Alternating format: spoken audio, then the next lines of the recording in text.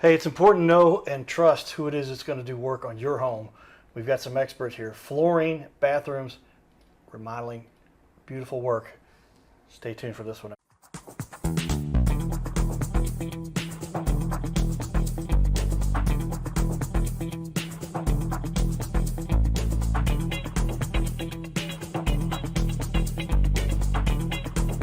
There you go. Okay. Well, welcome back, everybody. We're always fine-tuning our show and our presentation here, but we love to highlight leaders in the community, those, especially somebody served in our military, and her husband who has been in the industry, trades for 23 plus years, bringing some expertise. But this is the type of people we want to highlight because there's a lot of people out there who do wonderful work, but they don't have big spotlights and big budgets and all kinds of stuff. We just want to help small business owners to get involved with the community and show off a little bit about the work they are best at. With that, I've got one of my favorite questions here that we often enjoy asking, which is, what are some of the benefits that people would gain by working with you as a small business owner? Well, that's a good question. There's several places that you could choose, but I think that it's the connection that you make with the person that's installing some of the most intimate parts of your home versus somebody that just comes in and is going to be like, wham, bam, thank you, ma'am, and head on out the door with no warranties or anything like that. We do close out paperwork, and we maintain a connection and a relationship even after we're done with your job. How important is that? Because it's huge. People are spending $30,000 on some of these jobs, or maybe more, and they need something that isn't just slapped together and said, here it is. I didn't realize how important that is to have that warranty work, though, because you get actual warranties to say, hey, it's like your car were to break down with less than 50,000 miles. Mm-hmm. This is if something wears out. And what's the average warranty? How long does the normal warranty last? It depends on what part of it we're talking about. So the all set that we use is a Schluter product, and they have a lifetime warranty for their thin set. Okay. And for a heated floor, it's 15 years for your cable. And the drains and things like that have their own individual warranties, but it's not necessarily like a longevity thing. Okay. So they have some functional moving parts. You said the cable? Yes, so there's a wire that you install for your heated floor. It comes in like a puck system, and we put the cable in between the pucks, and it heats zones because there are special requirements that you can't get too close to, like the wax ring on the toilet for obvious reasons, and your heater vent because those will trip your temperature reading. Okay. Donald, you're implementing these things. You've got to make sure these are getting done correctly. How important is it for you to make sure you have this installed properly so you're not coming back to fix things later, I guess, right? Well, everything has to be done to whatever product specs you need to install. So like she was saying, that's the max warranty you can get on a heated floor is 15 years. And that way, if something does hit, your house moves just a little bit and the wire cracks or something weird happens, or if it malfunctions, they'll come in and they'll find the crack in the wire, and with a warranty, they'll pay to tear that section up, repair that wire, and stick it all back together like it never happened. That's a good thing to have, especially when you're talking about your house, because none of us want to have something we're like, oh, wait, now I want to sell my house and I've got to get something fixed, or I had something that functioned wonderfully and now I can't use it. I do believe it's 15-year warranty for the waterproofing as well, if I'm not mistaken. Okay. Yeah, there's like a limited warranty on there, but with the thin set would be the main thing because that's what sticks the tile to the waterproofing that is stuck to the wall. So there we go. So waterproofing walls, water, heat, these are things you've got to make sure that you're putting these in correctly, or else you end up with problems. And you want to have people that have got many years of experience and that military background. Deserea is going to make sure it gets done correctly, or else, right? Right. A lot of people thought my mom, Judy Rethrish, love her, she's still teaching there part-time at Afton, but she was a very direct and to the point, but that's how you get things done. And but you see how kind Deserea is, but she's going to make sure it gets done. That's cool. Tell me, what is the biggest mistake that you see that people often make when they're getting some remodeling work done? Obviously, this is a big ticket item, and they rush into this sometimes. What's the mistake you see people make? In my personal opinion, Donald and I have two different viewpoints of mistakes that homeowners make. I am more of the design person, I guess you'd say, mine would be product selection. Not everything just because it's cost effective is the right thing for what you are doing in your project. For Okay. example, certain tiles shouldn't be in wet areas. Certain, I guess, design features and things like that. Just because it's free doesn't mean that a slick surface belongs in your shower. Okay. Things like that. So I would say maybe take care in your budget, figure out what your budget is and what materials that you can't live without, and if those materials are functional for the project you're implementing. Okay. A lot of people see the shiny object and then they say, "Oh, I want that," and it may not function with what they're trying to Or accomplish. you have a bunch of leftovers from years ago, and let's say it's a hardwood floor and it's been there for 10 years. I want to throw this back in, or a tile or VCT or something like that. All these materials have shelf lives, and not all of them are able to be put back in. Wood swells and contracts and changes colors over time, and it may not match and it may not be what you actually need. Sometimes cheaper materials don't quite handle water and things that you would need them to. Like if you put it in your foyer, you walked in with salt and stuff, it might get scratched easily, and you're not just ripping up one piece, you're ripping up an entire floor to get to that one piece. So product selection is huge. I would recommend certain things for certain areas. So maybe coordinating what you want, your ideas of how you want it to look and the products that you're looking at in comparison to your budget, and then have somebody help pick those things out with you. Makes sense. Donald, how often are you in the middle of this and they've gotten past the initial design? You're like, wait a minute. They have some things that shouldn't have been put together, and you have to explain to them, or maybe they come back to you and say, better not to be.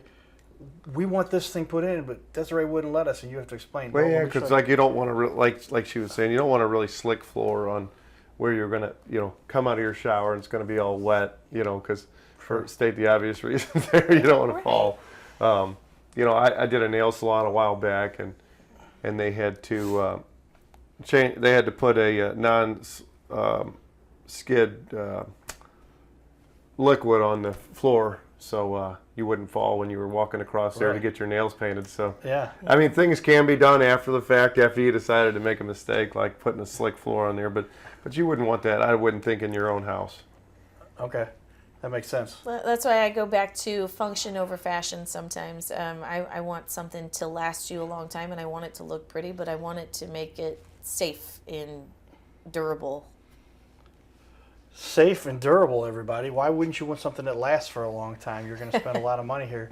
You want to make sure, and it'll add to the value of your house. A lot of people, the guy who's had my mortgage license for many years, when you're getting a house appraised, they look at it and say, how old is the kitchen? How old is the bathroom? What do the floors look like? What paint, Absolutely. all of the related things you want to make sure are at the level you prefer to increase that value. You mentioned you do residential. You prefer residential as a matter of you enjoy working with people, but you also do commercial. Tell me a little bit about each and why you, what you like about each, I guess. So we mostly do residential right now. We're breaking into a little bit of commercial. Commercial is cool because I would like to start doing some work with like the military bases and veterans, and doing like ADA compliant things for wounded warriors and things like that. Residential has its own perks, though. I particularly enjoy the customer service, the interaction with the clients. Helping them design their shower to where it, like I said, it's functional for them. The seat is the right height.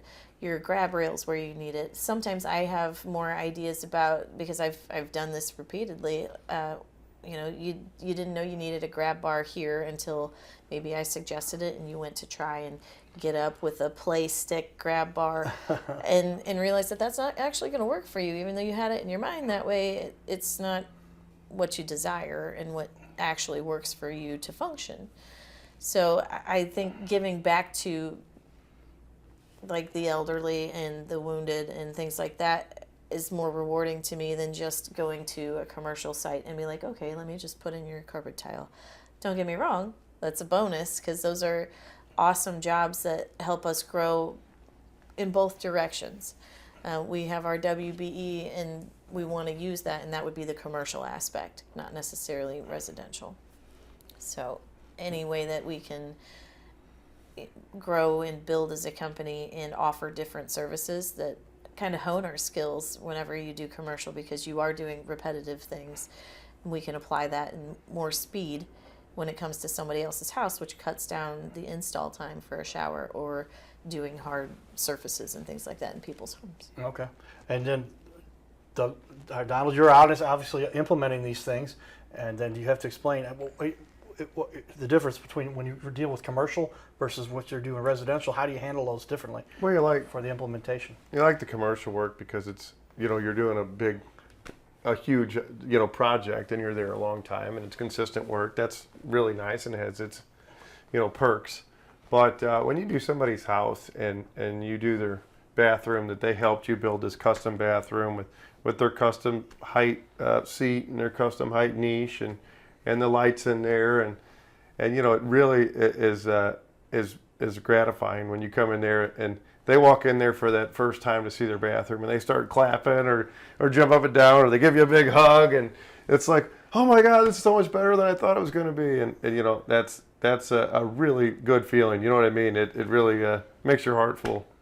Yeah, that's why as business owners we enjoy helping anyone, but to help that small homeowner or small, some individual or a smaller business really impacts our community. And there's plenty of work out there. I'm probably shooting no big sponsors now from the big guys, because they say, Carter, you talk about how you love working with the small guys. But hey, that's what I think makes the world go round. If you study the numbers out there, it's like 87% of the business that gets done, because even the big guys, they're hiring small businesses to do the work.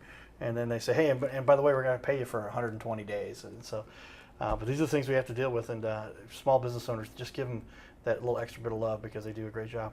What do you guys enjoy about the St. Louis area and this market that you have here, and the type of people that you work with? We get to see all of the cool houses that have so much character.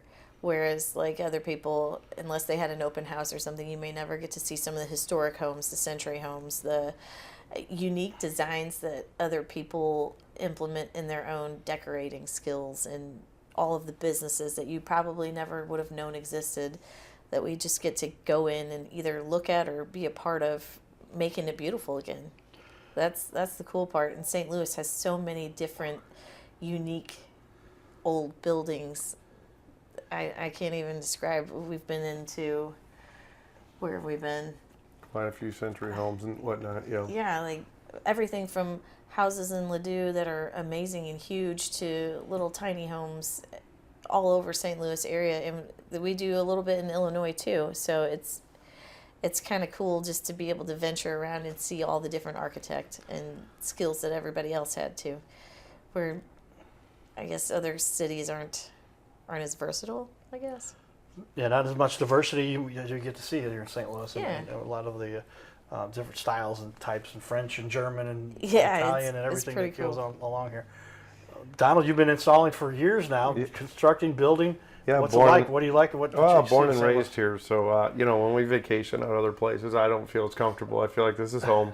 Right. That's a big part of it. I guess I don't feel uncomfortable in any part of this town, and it's a very good place to raise your family and to have all your friends. I think it's a great community, the greater St. Louis area. Yeah, it is a pretty well tight-knit community, and they always say, what high school did you go to? Yeah. It's literally, you can just say a section of the town and you'll know exactly where you're talking about. Maryland Oh. Heights, Creve Coeur, St. Charles, South County. What's a county of South? Is that the name of it? No, that's St. Louis City, Yeah. South County, the area corresponding there, North County. Metro East, a lot of our friends there, Collinsville, Edwardsville, Belleville. So just an unbelievable region we have here that offers so much to our little planet, and it's a great. And the cost of living here is quite a bit less than you'll see a lot of places too. As we finish up this segment, tell me a time when you really helped a client. You could tell they were in a tough situation, and you had to come through for them, and they might have been left out on the limb from a previous contractor. How often they take the money, and that doesn't happen too often, but we're all afraid of that. And you had to help somebody that was just in a tough mind, or somebody who could tell them financially, or the way you help somebody. We just recently did a shower that had the bottom 2 rows of tile missing for a couple years. Oh, wow. And it had taken them a long time to get the funds back and the ability to do it. And so we just kind of stepped in and did it at a cheaper price, so that way we could give them a functioning bathroom for their little kids to shower in.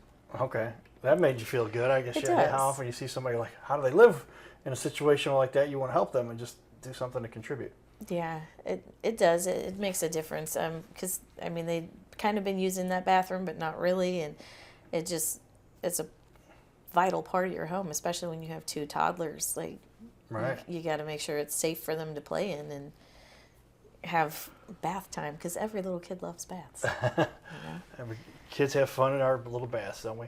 Well, with that, we've got some more community-based stuff. We're going to go back to another clip from the recent Guns and Hoses here in St. Louis. If you support our military and police, you might enjoy this clip. Featuring Kansas City versus St. Louis.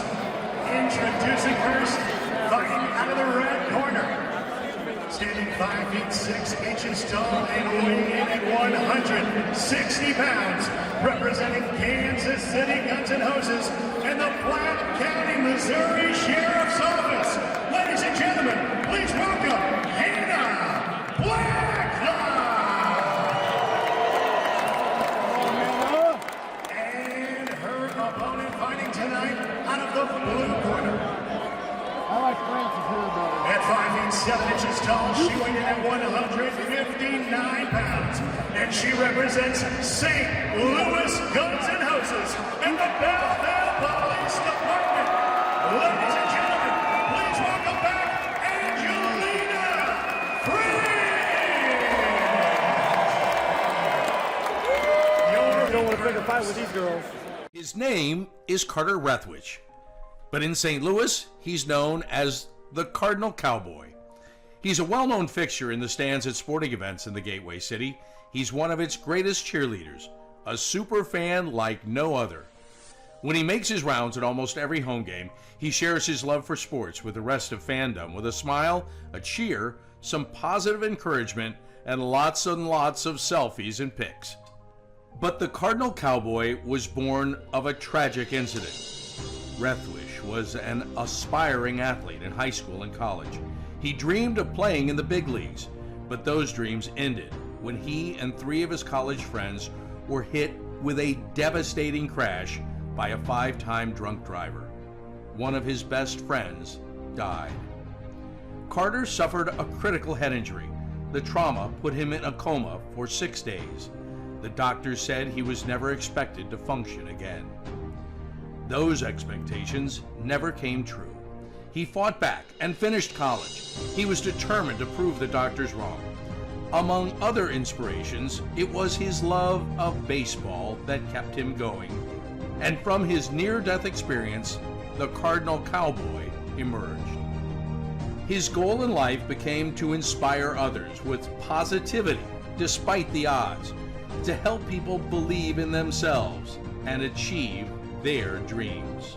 So after my coma, I realized that it was up to me if I was going to accomplish my goals, if I was going to reach my dreams. Despite what the naysayers would say, the people that were discouraging me, like they do everyone, it's up to me if I'm going to make it. Don't listen to the naysayers. It's up to you. You decide whether you're going to succeed, whether you're going to reach your goals. Dream, and then always, always chase your dreams. Never give up. Giddy up.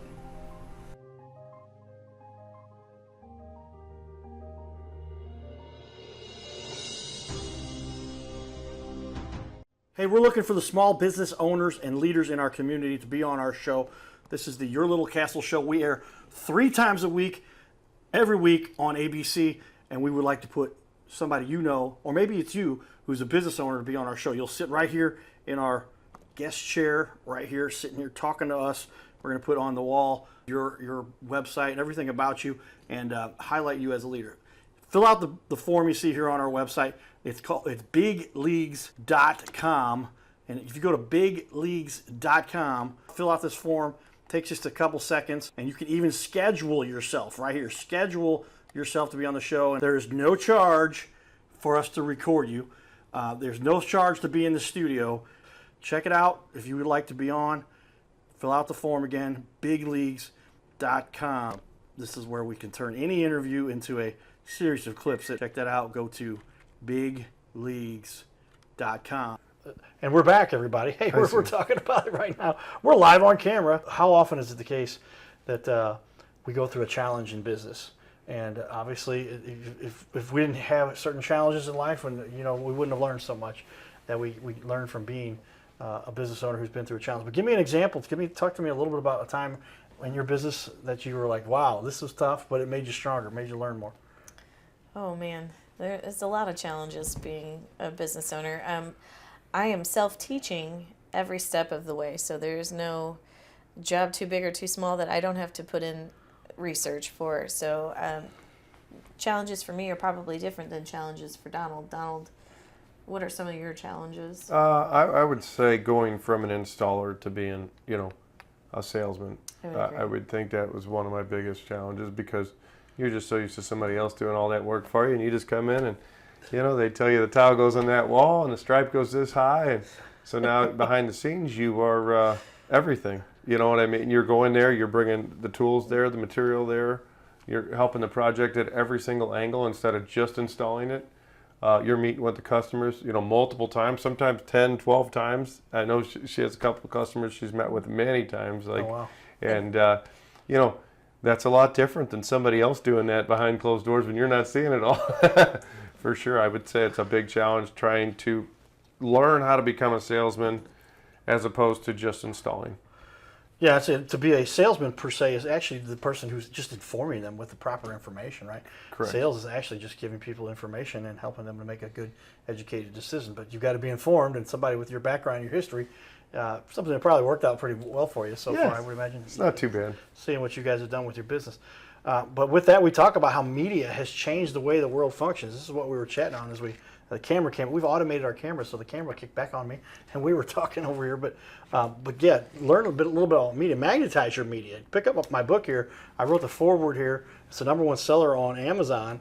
But you can cover it up there. I was trying to show you there. They put my picture in there. But boy, how has media changed the way the world functions? And there's so much more now that you have to do to have a website, an Instagram, a Facebook, and just put your information out there. Because if you're not, your competitors are. Yes. So how has the world changed for you in the last 3 to 5, 10 years? So the media portion of it, you have to post a lot. And as much pictures as I take, I'm learning how to do reels and how to speak on camera.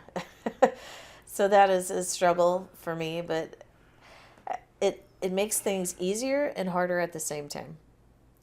AI has definitely helped me gather information quickly so that way I can give bids out much more efficiently. Media has made it to where I can showcase all of our awesome jobs and all the hard work that my husband and my team has put in, and I'm very grateful for them. So for me to be able to kind of brag on them a little bit and show everybody what they're capable of and the new things that anybody can dream up and they can bring to life is really awesome. And it kind of takes some of the pressure off of me, like having to get pictures and figure out how to manipulate them. It just kind of makes it easier and more available to everybody quicker. Donald, you've seen this. This is impacting the way you guys. Yeah, I mean, that's run your business kind of why we're in here, I guess, because getting your name out there is a lot different now than what it used to be. I would say word of mouth was a lot bigger a long time ago, but now everybody sits in a room on their phone a lot of the time, unfortunately, Right. and so they don't call up people and talk on a rotary phone, so to speak.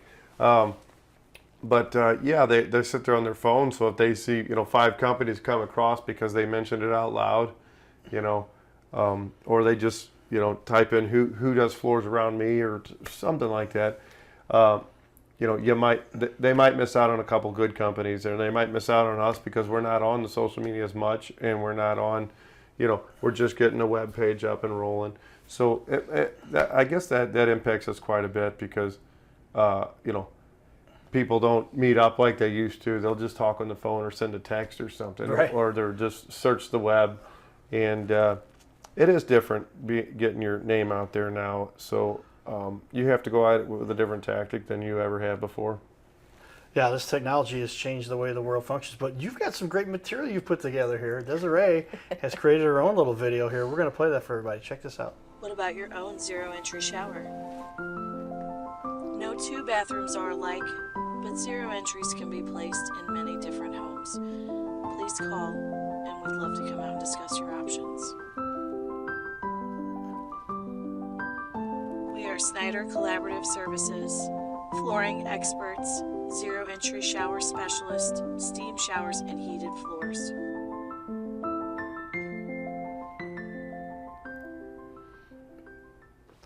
There you have it. So now you've learned how to put together your own video production, and kind of neat there. Got the voiceover and the music in the background, switching transitions between photos there. You decided you had to do something, right? I'm learning.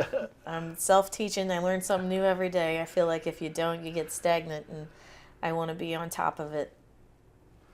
Well, that's how you do it. What would you say are some of the mistakes, though, that some of the competitors you see out there make? Obviously, not naming them by name, but you've seen some mistakes. You've seen some stuff where you're like, holy cow, this is what they decided to do for the client. You had to come in and fix it. What are some of the mistakes you see that are made sometimes? Drain placement. Probably not sloping enough to the drain where water just kind of sits in your shower, or not enough waterproofing. That is huge. Roll-on membranes are they're there, but they're a thing of the past, and they're not as good as some of the other products that are out there that stand up to the test of time.